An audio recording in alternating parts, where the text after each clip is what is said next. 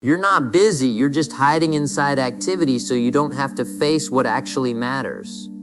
Because if you were truly busy, there wouldn't be so much time spent thinking, switching, delaying, restarting, and pretending the next moment will somehow feel different. The truth is simpler and harder. You are not overwhelmed by work, you are avoiding the one thing that would expose whether you are serious or not.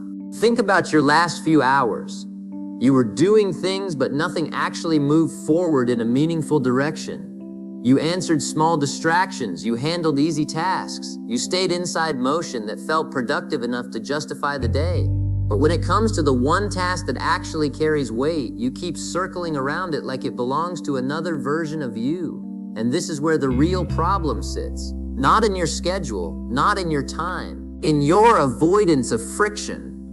Because the moment something requires focus, discomfort shows up, and instead of passing through it, you restructure your entire day around avoiding it. You tell yourself you're busy, but what you really did was organize your time around what feels comfortable, not what matters. Even now, there's probably one thing in your mind that you already know I'm referring to. You didn't forget it, you postponed it. And that postponing has become your default identity without you noticing. So the question is not how much you have to do. The question is what you are consistently refusing to start. What you call being busy is actually a structured avoidance system. It has patterns, and once you see them, it becomes harder to pretend it's accidental. There are 3 internal mechanisms quietly running your day. First is self-deception through activity. You replace meaningful work with visible movement, small tasks, random tasks, quick responses, checking things, anything that creates the feeling of progress without requiring depth. It keeps your mind satisfied while your actual direction stays untouched. Second is the avoidance loop. You feel resistance when you approach something important, so you shift away from it. That shift gives temporary relief, but now the mind learns something. Discomfort can be escaped. So the next time the same task appears, resistance arrives faster and avoidance becomes automatic. Third is emotional scheduling. Instead of working based on priority, you work based on mood. If the moment feels light, you act. If it feels heavy, you delay. This creates a system where your life is no longer structured by intention, but by emotional fluctuations you don't control. These 3 patterns don't look dangerous individually. They feel normal, even reasonable. That's why they persist. Now observe a simple real-life moment. You sit down with the intention to work on something important. For a few seconds, there is clarity. Then discomfort appears, not strong, just subtle. Instead of entering the task, you prepare. You check something quick. You organize something small. You open another tab. 10 minutes become 20. And suddenly your day is full, but your direction is unchanged. This is how busy is manufactured, not through big responsibilities, but through repeated avoidance of the one thing that requires sustained attention. And the deeper issue is this: the more you stay inside this cycle, the more your mind starts associating important work with pressure instead of progress. So even thinking about it feels heavy. That is how avoidance becomes identity without ever being chosen consciously. So now there are 2 realities happening at the same time. One is the list of things you are doing. The other is the one thing you are consistently not doing. And only one of them is shaping your future. One, how busy becomes a distraction identity. You don't become busy by accident. You build it through repetition of low-resistance actions that feel productive but avoid pressure. At first, it looks harmless. You respond to messages, you adjust small things, you organize, you plan, you fix details. None of it is wrong on its own.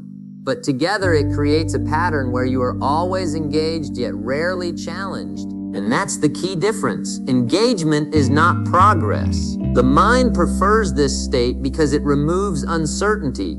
As long as you are doing something, you don't have to confront whether you are doing the right thing. So activity becomes a shield. But here's what slowly changes underneath. Your tolerance for real work decreases. Not because you're incapable, but because you are no longer trained to stay in discomfort long enough for depth to form. You start avoiding tasks that require sustained attention. Not loudly, not intentionally, just quietly shifting away from anything that feels heavy at the beginning. And over time, that creates a distortion. You start believing your day is full when in reality it is fragmented. A simple example, you sit down to work on something important. Instead of starting, you warm up, you check updates, you respond to something unrelated, you fix a small issue. It feels like preparation, but it is actually displacement. And displacement feels productive because it keeps you moving. But movement without direction is just repetition. This is where identity starts forming silently. You don't say, I avoid important work. You say, I've been busy all day. And that sentence protects you from examining what actually happened. Because if you did examine it closely, you would notice the uncomfortable truth. You were available all day, just not available for the right thing. And this is where discipline actually begins. Not in adding more work, but in removing the illusion of productivity. Most people don't need more tasks, they need fewer distractions disguised as tasks. So the real shift is not time management. It is attention ownership. And once you see that busy stops being a valid explanation and starts being a pattern you can no longer do, the comfort loop that feels like productivity. The most dangerous form of avoidance is the one that feels responsible, because you are still doing things, you are still active, you are still on top of things, but underneath it, nothing requires depth. This is the comfort loop, staying inside actions that feel safe enough to avoid real pressure. It works like this. You approach a meaningful task, your mind registers effort, uncertainty, or possible failure. Immediately, it offers alternatives. Smaller tasks, easier tasks, familiar tasks. You switch, and that switch feels justified because it is still productive in appearance, but the cost is hidden. You are training your attention to avoid depth. Over time, this creates a strange contradiction. You feel constantly occupied, yet internally dissatisfied, because your brain recognizes the difference between movement and impact. A grounded example, someone sits down to write an important document or complete a project. Instead of starting, they prepare the environment. They reorganize files. They clean up minor things. They answer messages. None of it is unnecessary in isolation. But together, it becomes avoidance with structure. And because it looks organized, it doesn't raise alarms. That's what makes it dangerous. You don't feel like you're avoiding work, you feel like you're managing it. But management without execution is just delay with better presentation. And here's the subtle consequence. The more you stay in this loop, the more your mind starts resisting anything that doesn't feel immediately comfortable. So even important tasks start feeling heavy before you begin them. Not because they changed, but because your threshold for discomfort lowered. This is how productivity becomes a disguise for avoidance. And unless you break the pattern at the moment of switching, nothing changes structurally. Because once you switch away from depth, your day fills itself with surface-level activity that convinces you nothing is wrong. But something is. You are active, but not directed. 3. Why awareness doesn't fix anything. At some point, you already know everything you need to know. You understand what you should be doing. You can even explain why you are stuck. You can describe your patterns clearly, but nothing changes. That's where frustration starts, not from ignorance, but from awareness without interruption. Because awareness alone does not break cycles. It only makes them visible. And once a cycle is visible but still active, it creates internal conflict instead of resolution. You start noticing the gap between intention and action more sharply. You think more about productivity, discipline, structure, but thinking becomes a substitute for doing. This is where many people stay trapped, inside analysis that feels like progress. But insight without behavioral interruption is just delayed repetition of the same pattern. A simple example, you recognize that you waste the first hour of your day. You understand it clearly. You even plan to change it. But the next morning arrives, and the same pattern plays again, because nothing interrupted the automatic response at the decision point. That's the key. The decision point is stronger than the insight. And unless that point is interrupted physically through action, nothing shifts. So awareness becomes almost frustrating, because it increases clarity without increasing control. And here's the deeper issue. The more aware you become without changing behavior, the more you start believing change is harder than it actually is. Because you've mentally rehearsed it many times without executing it. That creates an illusion of effort already spent. So when it's time to act, it feels like you've already thought about it enough. But thinking is not action. And understanding is not interruption. Real change only starts when awareness stops being observation and starts becoming response. Otherwise, you stay in a loop where you understand your life very clearly, but still repeat it anyway. And that contradiction is what keeps everything stuck. 4. The real breakpoint, interrupting the pattern. There is a single point where everything changes, and it is smaller than most people expect. It is not when motivation appears. It is not when planning is complete. It is the exact moment where you feel resistance and are about to switch away from the task. That is the breakpoint. Most people lose there because they treat that moment as negotiable. They allow a conversation to happen. I'll do it later. Let me just do this first. I need a bit more time. But that conversation is the loop forming. And once the loop forms, the outcome is predictable. The interruption is simple. You act before the negotiation completes. Not after clarity. Not after readiness. Before permission is created in your mind. That is the only place where real change exists. Because everything else is already automated. And when you interrupt it enough times, something subtle begins to shift. The mind stops assuming avoidance as the default option. Not immediately, but gradually. You still feel resistance. But it no longer decides direction. And that is the real definition of discipline, not the absence of internal resistance, but the removal of its authority. Most people wait for the feeling to change. But feeling is not the problem. Response is.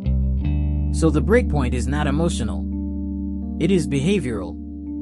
And once you consistently break the pattern at that exact moment, your system slowly reorganizes around action instead of avoidance. Not through force. Through repetition. And that is where identity actually begins to shift. At this stage, nothing about your situation is unclear anymore. The pattern is simple. You are not lacking time, and you are not lacking knowledge. What is missing is consistency at the exact moment when resistance appears. And that moment has been repeated so many times that it now feels natural to avoid it. That is how systems form. Not through big decisions, but through repeated small responses that go uncorrected.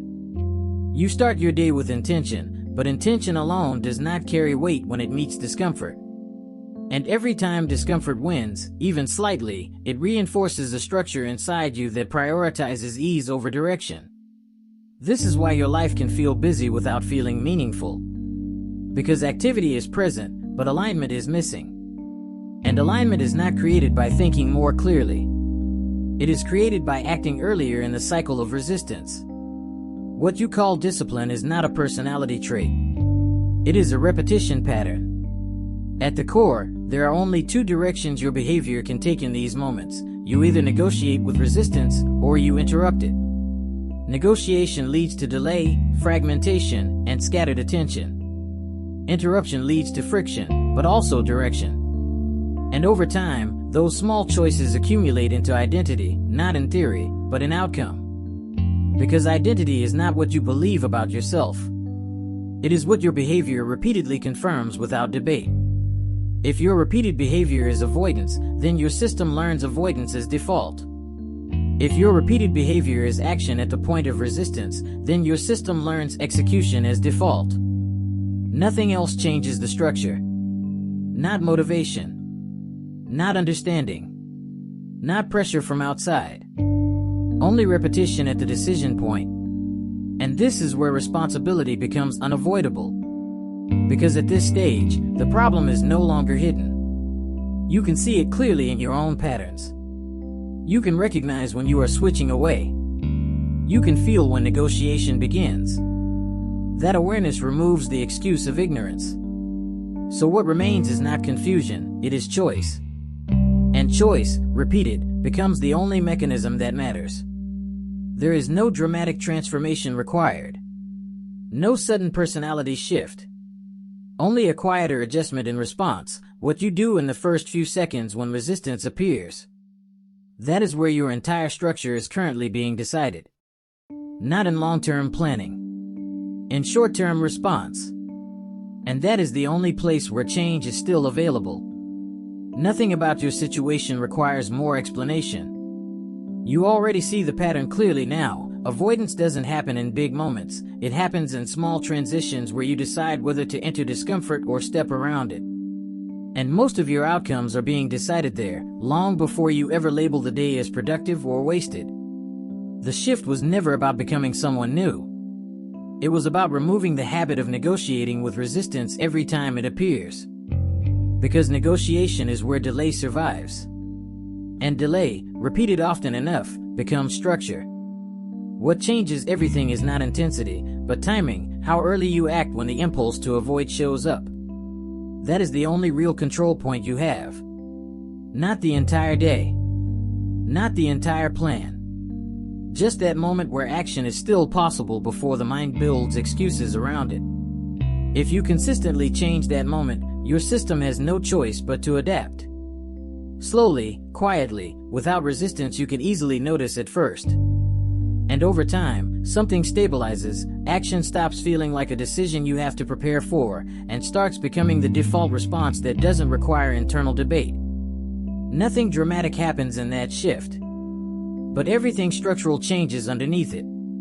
And once that happens, being busy stops being a cover for avoidance, and starts becoming irrelevant altogether.